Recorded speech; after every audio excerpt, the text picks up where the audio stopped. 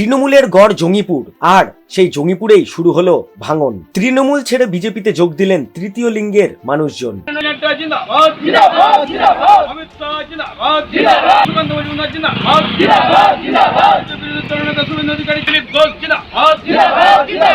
যাদেরকে আমরা সমাজের তৃতীয় লিঙ্গ হিসেবে চিনি, তারা আজ তৃণমূল দল ত্যাগ করে ভারতীয় জনতা পার্টির হাত ধরলেন। তাদের বক্তব্য, এই সরকার তাদের নিয়ে কোনো চিন্তা ভাবনা করে না, তাই তারা বাধ্য হয়ে ভারতীয় জনতা পার্টির হাত শক্ত করতে এগিয়ে এলেন। এদিন শয়ে শয়ে তৃতীয় লিঙ্গের মহিলারা বিজেপিতে যোগদান করেন। তৃণমূল থেকে বিজেপিতে আমরা এসেছি, জয়েন হয়েছি। আমরা বিজেপি চাই, তৃণমূল আর না। কেন? তৃণমূল আমাদেরকে কোনো কিছুতে সুযোগ সুবিধা দিচ্ছে না, কোনো কিছুই পাচ্ছি না আমরা। এই যে সন্দেশখালিতে এত বড় যুদ্ধ লাগছে, মেয়েগুলোকে তাড়িয়ে তাড়িয়ে মারছে, আমরা এই সব আর চাই না, আমরা বিজেপিতে চাই। ভারতবর্ষের যশস্বী প্রধানমন্ত্রী সম্মানীয় নরেন্দ্র মোদীজি আমাদের ভারতবর্ষের যে তৃতীয় লিঙ্গের মানুষরা আছেন, এদের জন্য ভাবনা চিন্তা করেছেন। এরা সমাজে অবহেলিত, নিপীড়িত এবং সর্বোপরি এদেরকে কেউ গুরুত্ব দেয় না। এরা আজকে নিজেদের রুটি রোজগারের জন্য পথে নামে, ট্রেনে বাসে বিভিন্ন সংস্থায় তারা যায়।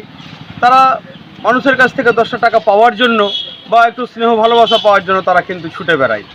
তা ভারতবর্ষের যশস্বী প্রধানমন্ত্রী নরেন্দ্র মোদীজি আজকে ভেবেছেন যে এই তৃতীয় শ্রেণীর নাগরিক, অর্থাৎ আমরা যে নামেই তাদের ডাকি না কেন, কোথাও আমরা তৃতীয় শ্রেণীর নাগরিক বলি, কোথাও বৃহন্নলা বলি, কোথাও কিন্নরি বলি, যে নামেই বলি না কেন, ওনারাও তো মানুষ।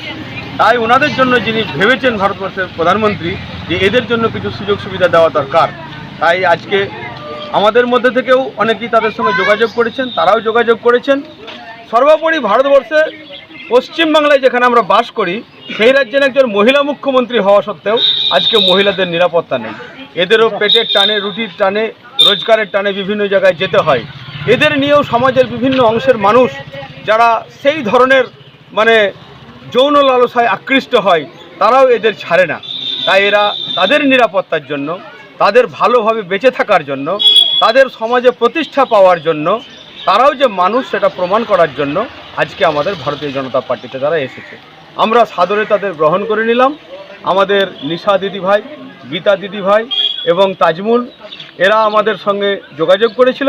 এদের হাত ধরে আজকে প্রায় 120 জন এতদঞ্চলের যারা তৃতীয় শ্রেণীর নাগরিক আছেন, তারা আমাদের তৃতীয় লিঙ্গের যারা নাগরিক আছেন, তারা এসে জয়েন করেছে।